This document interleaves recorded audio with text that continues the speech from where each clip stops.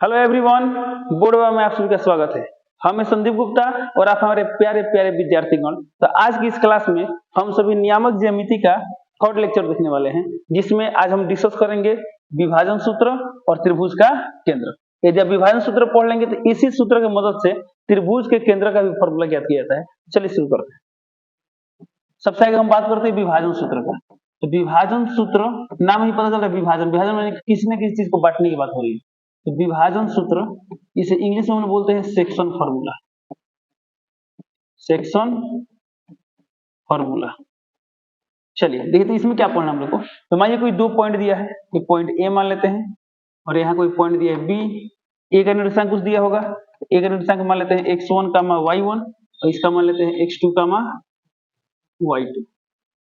चलिए तो सिचुएशन क्या है, तो सिचुएशन है कि बिंदु ए और बी को मिलाने वाली रेखाखंड को किसी दिए गए अनुपात में बांटने वाले बिंदु का निर्देशांक ज्ञात करना है। तो समझ हम बोले रेखाखंड AB को आपको 1:2 में बांटने वाला बिंदु का निर्देशांक क्या होगा। इसको 1:2, तो 1:2 का मतलब क्या हुआ, जैसे ये पूरा जो लाइन है इसको 3 हिस्सा में बांट देना। समझिए यहाँ तक एक हिस्सा, तो इसके बाद क्या होना चाहिए 2 हिस्सा। यानी जो पॉइंट है तो इस पॉइंट का निर्देशांक क्या होगा, तो इस पॉइंट का निर्देशांक निकालने के लिए हम क्या करेंगे, विभाजन सूत्र का उपयोग करेंगे। सपोज मान लीजिए हम आपसे बोले इस रेखाखंड को 3:2 में बांटना है। तो 3:2 मैंने क्या हुआ, इधर से 3 हिस्सा तो इधर से 2 हिस्सा, इधर कोई पॉइंट आएगा। ये यदि पूरा 3 हुआ तो पूरा क्या होना चाहिए, 2 होना चाहिए। यदि ये पूरा 6 हुआ तो क्या होना चाहिए, 4 होना चाहिए, क्योंकि 6/4 कितना आएगा, 3/2। तो इस पॉइंट का निर्देशांक कैसे निकालेंगे, तो ये सब हम कैसे निकाल पाएंगे, विभाजन सूत्र से।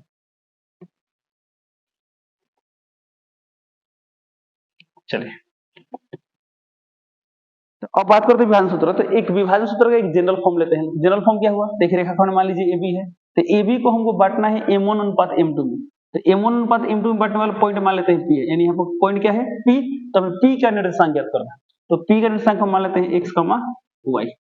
तो हमको बताना है, तो इसमें आपको दिया गया अनुपात क्या है, तो AP/PB मान लेते हैं दिया है M1:M2। तो आपको बताना है बिंदु P का निर्देशांक क्या होगा। तो बिंदु P के निर्देशांक में x का भी मान निकालना होगा, y का भी मान निकालना होगा। तो आप अलग अलग निकाल लेंगे तो अभी बिंदु P पता लग जाएगा, या चाहे तो आप एक ही साथ सॉल्व कर सकते हैं। तो चलिए अलग अलग देखते हैं। तो इस x निर्देशांक का फॉर्मूला क्या होता है, तो x का फॉर्मूला होता है m1x2 प्लस m2x1 बटा m1 प्लस m2। ये प्रैक्टिस करेंगे तो फॉर्मूला याद हो जाएगा। इसे मान लेते हैं, एक तरीका समझ लीजिए। तो इसमें AP यानी AP किस तरह काम कर रहा है, M1 की तरह, तो PB कैसा काम करेगा, M2 की तरह। तो देखिए नियम क्या होता है, हमको x निकालना है तो सिर्फ हम x यूज करेंगे। तो M1 लेंगे तो M1 के साथ दूर वाला x क्या है, x2, और M2 लेंगे तो दूर वाला क्या है, x1, यानी दूर वाला ही हमें x लेना है। इस तरह हम जो y निकालेंगे, जब हमको y निकालना है क्या करेंगे, M1 के साथ क्या लेंगे y2 प्लस M2 के साथ y1, यानी y निकालने में सिर्फ हम y यूज करेंगे। अब बटा में रहेगा M1 प्लस M2।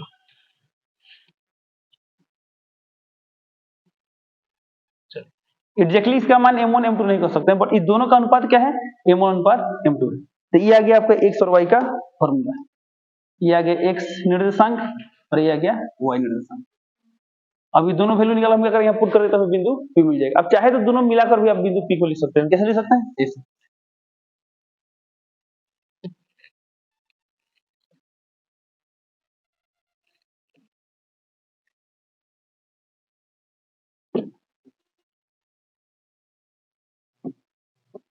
चलिए अब हम आगे देखते हैं।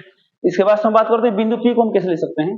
तो मान लीजिए बिंदु P है, P का हमें निर्देशांक निकालते हैं, लेकिन बिंदु P का निर्देशांक बराबर, सबसे बड़ी उपाय क्या है, इस तरह लिख देंगे। तो P में आगे x लिखना है, तो x निर्देशांक का फॉर्मूला क्या है, M1x2 प्लस M2x1 बटा M1 प्लस M2। तो यहाँ कह देंगे कॉमा।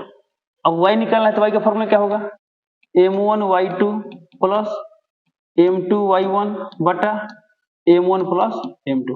इस तरह हम क्या कर सकते हैं, पॉइंट P एक ही बार में निकाल सकते हैं। ये आ गया बिंदु पॉइंट P का फॉर्मूला, बिंदु P का निर्देशांक। चलिए अब हम बात करते हैं इसको अप्लाई कैसे करें। इसको अप्लाई करने से पहले एक स्पेशल केस इसका देख लेते हैं। हालांकि वो फॉर्मूला रटने की जरूरत नहीं है, आप इसी से वो निकाल सकते हैं। बोर्ड इतना ज्यादा यूज में आता है ना कि देखिए वो फॉर्मूला को ध्यान में रहेगा तो बहुत अच्छा रहेगा। तो चलिए स्टार्ट करते हैं। क्या है, तो कंडीशन क्या है, x1, y1 और x2, y2 को मिलाने वाली रेखाखंड का मध्य बिंदु का निर्देशांक। तो मध्य बिंदु का निर्देशांक क्या होगा बताइए। तो मध्य बिंदु का तो उसमें भी x होगा और y होगा। तो x का फॉर्मूला क्या होता है? x का फॉर्मूला होता है x1 plus x2/2 y1 plus y2/2। चलिए इसको देखते हैं कैसे होता है। तो चलिए इस कंडीशन को समझते हैं। तो एक पॉइंट क्या दिया है x1 y1, सेकेंड पॉइंट क्या है x2 y2।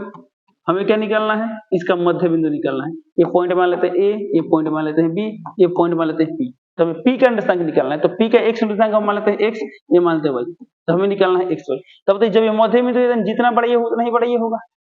तो इसका मतलब क्या हुआ AP अनुपात PB क्या आने वाला है 1:1। यानी इस केस में यदि हम इसको M1 मान ले, इसको क्या मान ले M1, इसको M2 मान ले, तो M1 बराबर M2 है। तो M1 अनुपात M2 कितना आएगा 1:1। अब यदि हम इस फॉर्मूला में M1 M2 का वैल्यू 1:1 पुट करते बताइए क्या आएगा। चलिए तो मान लीजिए इसका हमको x निर्देशांक फाइंड करना है। तो x का फॉर्मूला क्या होगा ये वाला M1 x2। तो M1 का वैल्यू कितना पुट करना है हमें M1 का वैल्यू पुट करना है 1। तो 1 into यहाँ क्या आएगा x2 प्लस M2 का वैल्यू 1 पुट करने से यहाँ क्या बचेगा x1। अब डिवाइडेड बाई यहाँ क्या आएगा बताइए 1 + 1। तो 1 1 क्या हो जाएगा 2। तो हम यहाँ क्या मिलेगी तो x1 + x2/2 जो कि हम यहाँ पे लिखे x1 + x2/2। इसी तरह M1 M2 का वैल्यू यहाँ पुट करें तो y का फॉर्मूला क्या मिलेगा y1 + y2/2। तो कहने का मतलब क्या है यदि मान लीजिए हमको 2 पॉइंट दिया है, जिसमें मान लीजिए पॉइंट दिया है 2,1, सेकेंड पॉइंट दिया है 6,7। अब बोला कि इसका मध्य बिंदु निकाले। तो कुछ नहीं करना है, मध्य बिंदु निकालना है ना। तो x कोऑर्डिनेट का जोड़ को 2 से भाग कर देंगे और y निकालना है तो y के जोड़ को 2 से भाग कर देंगे। यानी x निर्देशांक निकालने के लिए इन दोनों बिंदु का जो भुज है ना, भुज का हम माध्य निकालेंगे यानी औसत निकालेंगे। इस बार इसका मध्य बिंदु निकालना है तो x क्या होगा देखिए यहाँ पर 2 है और यहाँ 6 है। तो 2 + 6 कितना आएगा 8, 8/2 कितना आएगा 4 हो गया। यहाँ पर 1 दिया और यहाँ पर 7 दिया तो 1 + 7 8, 8/2 कितना आएगा 4 हो गया 4 का। तो ऐसे सवाल ऑब्जेक्टिव में बहुत पूछे जाते हैं जो आपको प्रैक्टिस होना चाहिए। तो खैर ये सब प्रैक्टिस करेंगे लोग। तो फिलहाल आपको ये फॉर्मूला कैसे निकालना चाहिए, x निकालने के ये फॉर्मूला है और y निकालने के ये फॉर्मूला है।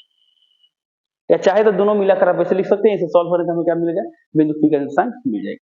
चलिए अब इस कॉन्सेप्ट को हम एक क्वेश्चन देखते हैं। तो मान लीजिए क्वेश्चन दिया है,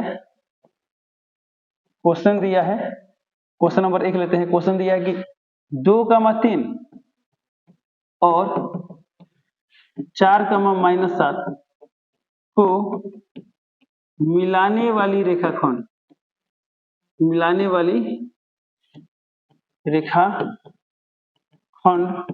को 2:3 में बांटने वाले बिंदु का निर्देशांक क्या होगा। बिंदु का निर्देशांक ज्ञात करें। चलिए इस क्वेश्चन को देखते हैं। ठीक है सॉल्यूशन देखते हैं। तो सबसे पहला बात जब ऐसा क्वेश्चन दिया हो इसका नाम नहीं दिया, इसका नाम दिया तो कुछ मान लेंगे। जैसे इसको a मान लेते हैं, इसको क्या मान लेते हैं b मान लेते हैं। तो बात यहाँ पर भाषा में आप लिख सकते हैं कि माना कि a 2,3 तथा b 4,-7। नहीं भी लिखना चाहते हैं तो इसको हम यहाँ पर दिखा देंगे। तो देखिए एक पॉइंट क्या है 2,3, सेकेंड पॉइंट क्या है 4,-7। ऐसे बोला गया दोनों बिंदु को मिलाने वाले रेखाखंड। तो उस रेखाखंड को यहाँ पर ले लेंगे जो दोनों बिंदु को मिला रहा है। इस पॉइंट को हम a मान लेते हैं, इस पॉइंट को मान लेते हैं b मान लेते हैं। तो क्वेश्चन में दिया कि दोनों बिंदु को मिलाने वाले रेखाखंड को 2:3 में। देखिए ताकि पॉइंट ये था तो हम इधर से चलेंगे तो 2:3। तो यानी इधर का हिस्सा 2 हो तो इधर क्या हो 3 हो, यानी इधर छोटा हो इधर बड़ा हो, यानी पॉइंट कहीं ना कहीं यहाँ पर होगा। तो हमको इस बिंदु का निर्देशांक निकालना है। इसको हमने क्या मान लिया P, हमें P का निर्देशांक निकालना है। तो इसको हम क्या मान लेते हैं x, y। अब बताइए इस क्वेश्चन में यदि हम इसको M1 मान लें, इसको M2 मान लें, तो M1 अनुपात M2 क्या दिया है M1 अनुपात M2 कितना दिया क्वेश्चन में 2:3। तो हमें बिंदु P का निर्देशांक ज्ञात करो। अब यहाँ बिंदु P का निर्देशांक ज्ञात करने के लिए हम क्या करेंगे डायरेक्टली एक ही बार x और y हल करके निकाल सकते हैं या अलग अलग x y निकाल कर लाएंगे और बिंदु P का निर्देशांक बताएंगे। तो कैसे चलिए काम करते हैं अलग अलग सॉल्व करते हैं ताकि हम बात करते हैं x का। चलिए हमको अब निकालना है x निर्देशांक। x का फॉर्मूला क्या होता है M1 x2 plus M2 x1 divided by M1 plus M2। अब बताइए इस बिंदु के x के लिए M1, तो M1 का वैल्यू कितना दिया है 2, जहां M1 का पुट कर देंगे 2 इंटू x2 का वैल्यू 4 प्लस है तो प्लस m2 का वैल्यू 3 इंटू, अब यहाँ x1 दिया था, x1 यानी फर्स्ट वाले में, फर्स्ट में x का वैल्यू कितना दिया है 2 और divided by m1 plus m2, तो m1 का वैल्यू दिया है 2, m2 का वैल्यू दिया है 3, ये 2 प्लस 3। अब इसी को सॉल्व करेंगे। चलिए अब देखिए इसको हम यहाँ पे सॉल्व करते हैं, तो कितना आएगा 4 दूना 8, 3 दूना 6 और 3 दूना 5, 8 6 14 बट्टा 5, ये कटेगा नहीं कटेगा तो इसी तरह छोड़िए। तो ये आ गया x निर्देशांक। अब हम इसका बात करते हैं y निर्देशांक, तो y का फॉर्मूला क्या होता है m1 y2 plus m2 y1 बटा m1 प्लस m2। अब ओनली वैल्यू पुट करना है। चलिए तो m1 का वैल्यू कितना दिया है, m1 का वैल्यू दिया है 2, यहाँ लिख देंगे 2 इंटू y2 यानी इस m1 से दूर वाला y, तो दूर वाला y कितना है -7, यहाँ लिख देंगे -7, यहाँ घेर देते हैं क्योंकि माइनस में प्लस से प्लस m2 का वैल्यू, m2 का वैल्यू कितना दिया है 3, यहाँ 3 इंटू y1, तो y1 कितना है 3, यहाँ लिख देंगे 3, अब बटा में m1 प्लस m2, तो 2 प्लस 3, यहाँ लिख देंगे 2 प्लस 3। अब इसे को सॉल्व करेंगे, तो बताइए प्लस माइनस माइनस 7 दूना 14 प्लस 3 इंटू 3 कितना होगा 9 और 3 2 5, तो -14 प्लस 9 क्या आएगा -5 और बटा 5 है, -5 बटा 5 कितना आ गया -1। इस तरह हम क्या देख रहे हैं, इस तरह हम देख रहे हैं x का वैल्यू आ गया 14 बटा 5 और y का वैल्यू आ गया -1, से इसलिए बिंदु P का निर्देशांक क्या होगा, तो x का वैल्यू है 14 बटा 5 कमा y का वैल्यू कितना है -1 से -1, ये हो गया ऐसे आप फाइंड कर सकते हैं। आप चाहे तो सीधे क्या लिखते हैं बिंदु P लिखते हैं, तो यहाँ पूरा m1 x2 plus m2 x1 बटा m1 प्लस m2 लिखते हैं, कमा देते हैं, फिर y वाला फॉर्मूला लिखते हैं और दोनों एक साथ सॉल्व करते हैं, तभी आंसर आता है, बात वही होता है। आई होप आपको समझ में आ गया होगा। तो इसी तरह से हम लोग क्या करते हैं विभाजन सूत्र जो है ये फॉर्मूला हम लोग अप्लाई करते हैं। चलिए अब एक क्वेश्चन और लेते हैं, हालांकि इस पर जितने भी क्वेश्चन है हम जब किताब की एक्सरसाइज डिस्कस करेंगे ना उसमें पूरा कॉन्सेप्ट समझ में आने वाला है, बस अभी आप लोग काम क्या है ये फॉर्मूला को याद होना चाहिए। चलिए अब हम बात करते हैं एक मध्य बिंदु वाला सवाल देख लेते हैं। चलिए क्वेश्चन लेते हैं, मान सपोज डेट एक कोई त्रिभुज है, इस बिंदु का निर्देशांक मान लीजिए दिया है 2,3, बिंदु बी दिया है 8,6, चलिए 8 का मान लीजिए दिया है -1 और बिंदु सी दिया है 10, -3। चलिए तो ए बी सी दिया है, अब आपसे बोले हैं कि त्रिभुज के तीनों भुजाओं के मध्य बिंदु का निर्देशांक क्या होगा, मध्य बिंदु का निर्देशांक क्या होगा। तो चलिए मान लेते हैं बिंदु जो रेखाखंड ए बी है, ए बी का मध्य बिंदु यहाँ पर है पी, तो वो पी का निकलना है, तो मध्य बिंदु मतलब जितना बड़ा है उतना ही बड़ा है। इसका मध्य बिंदु मान लेते हैं यहाँ पर है क्यू, यानी जितना बड़ा है उतना ही बड़ा है, इसका मध्य बिंदु मान लेते हैं यहाँ पर है क्या है आर, यानी जितना बड़ा है उतना ही बड़ा है, तो हमको बिंदु पी क्यू आर का निर्देशांक निकलना है। चलिए आगे हम बात करते हैं बिंदु पी का, तो हमको निकलना है बिंदु पी का निर्देशांक, तो क्या होगा, तो जिसका निर्देशांक निकलना है पी का निकलना है ना, तो मध्य में है तो मध्य का फॉर्मूला क्या होता है x1 प्लस x2, तो बिंदु पी के लिए x1 कितना है 2 और x2 कितना है 8, तो क्या लिख देंगे 2 प्लस 8 बटा 2 कमा, हमको निकलना y, तो y1 कितना है 3, y2 कितना है, y1 है 3 तो 3 प्लस y2 कितना है -1, तो लिख देंगे घेर के -1 डिवाइडेड बाई 2। अब इसे सॉल्व करेंगे, ये कितना आएगा 8 2 10 बटा 2 कमा 3 प्लस माइनस -1/2, ये कितना गया 5 अब बटा 3 में से गया 2 अब बटा 2, ये कितना गया 5,1, ये हो गया, दिया गया बिंदु P। अब मान इसी तरह हमको Q निकालना है, तो Q के लिए क्या करेंगे फिर वही काम यहाँ देख लेते हैं। अब हमको निकालना Q, तो Q के लिए क्या होगा फॉर्मूला x1 प्लस x2/2, तो चलिए Q के लिए x1 कितना है 8 और यहाँ कितना है 10, तो यहाँ क्या लिखेंगे 8 प्लस 10 बटा 2 कमा y1 प्लस y2, तो -1 है तो -1 प्लस वहां कितना है -3, यहाँ लिख देंगे -3 बटा 2। अब इसी को क्या करेंगे सॉल्व करेंगे, देखते हैं ये कितना आएगा 10 8 18 बटा 2 कमाई कितना है -1 -3 -4/2, ये कितना हो जाएगा 9, अब ये कितना हो जाएगा -2, ये हो गया। इसी तरह मान लीजिए बात करते हैं आर, तो आर के लिए क्या करेंगे x1 प्लस x2/2, तो 2 और 10 12 12 बटा 2 6 कमा 3 अब -3 0 0 बटा 2 कितना है 0, हो गया। तो इस तरह करके हम मध्य बिंदु का निर्देशांक कर सकते हैं, फाइंड कर सकते हैं।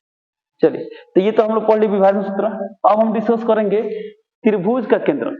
चलिए स्टार्ट करते हैं, पढ़ना में त्रिभुज का केंद्रक।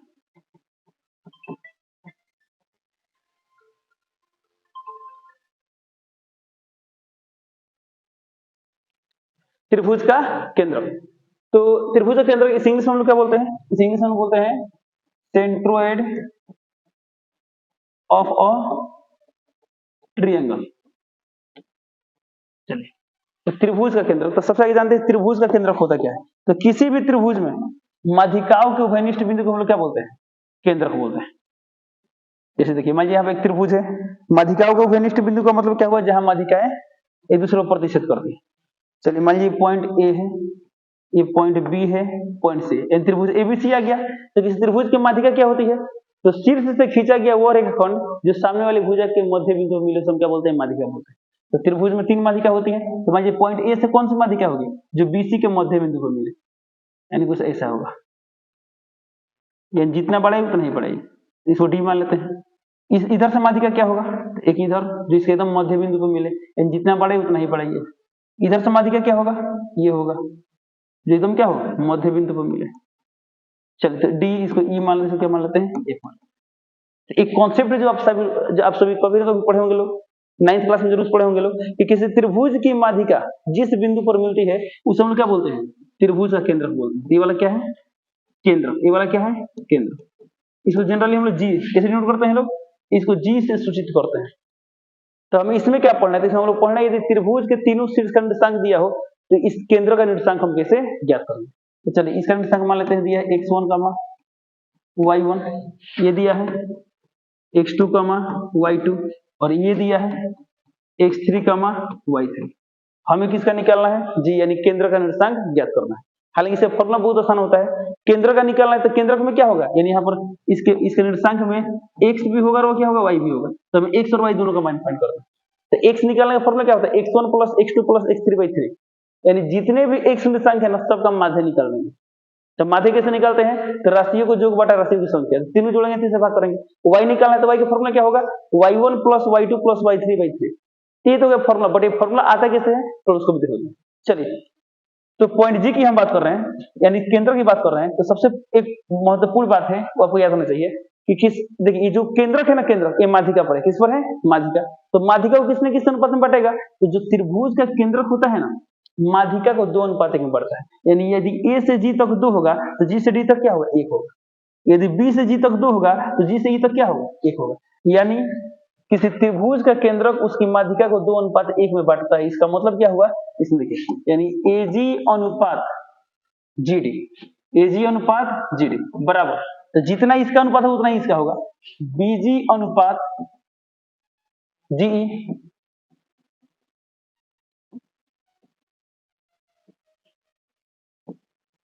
बराबर उतना ही क्या होगा? सीजी अनुपात जीएफ, सीजी अनुपात जीएफ। इन सब का वैल्यू कितना होता है? 2:1। ये नियम है कि किसी त्रिभुज का केंद्रक उसकी माध्यिका को 2:1 में बढ़ता है।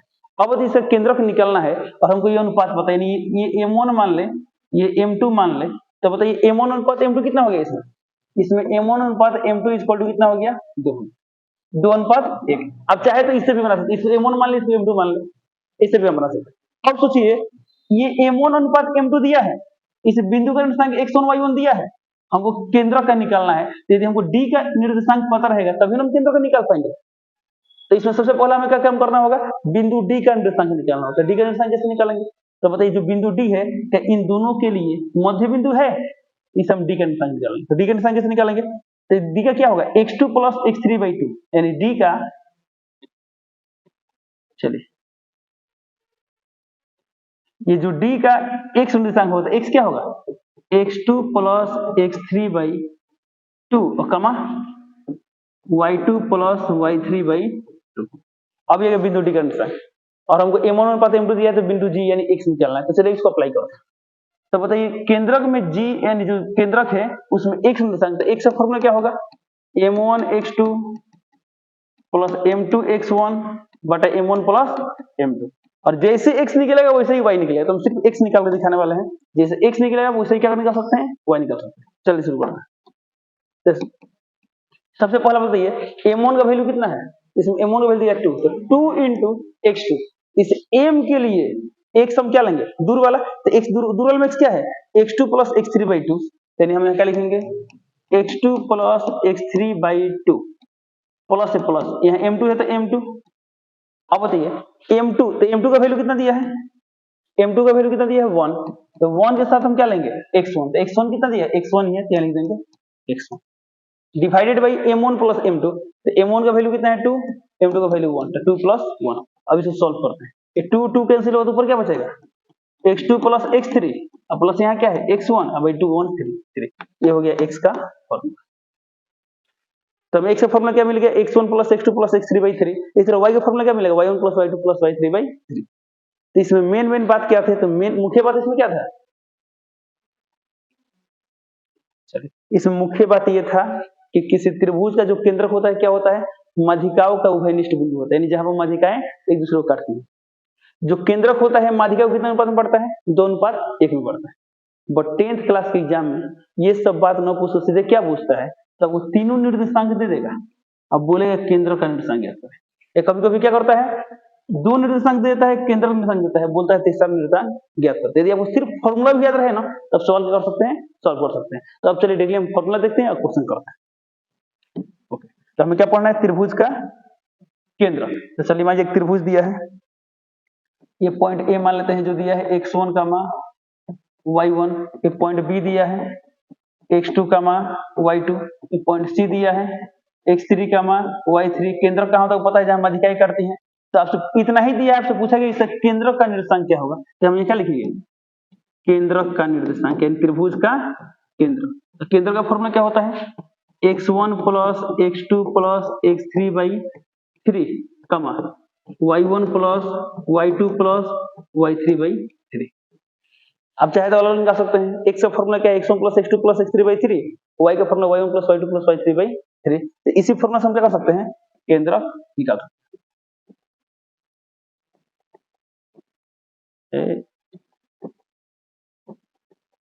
ये हो गया आपका फॉर्मूला। चलिए इस तरह थ्योरी खत्म हुआ, अब एक क्वेश्चन करते हैं इस त्रिभुज के अंदर को। चलिए शुरू करते हैं। क्वेश्चन दिया है, उस त्रिभुज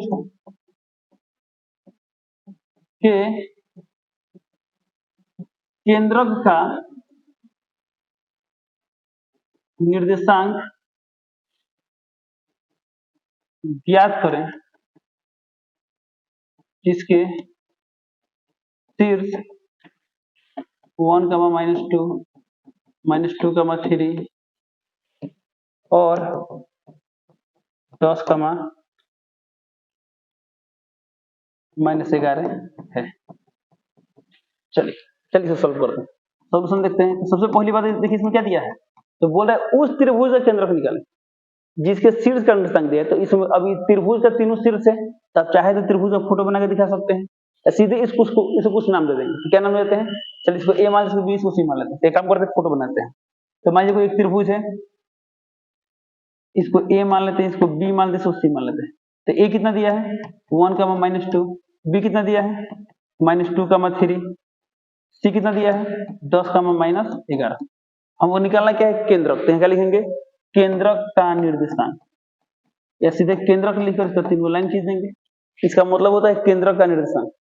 तो फॉर्मूला क्या होता है, x1 plus x2 plus x3 by 3, y1 plus y2 plus y3 by 3। अब इसी को हमें क्या करना है, सॉल्व करना है। चलिए शुरू करते हैं।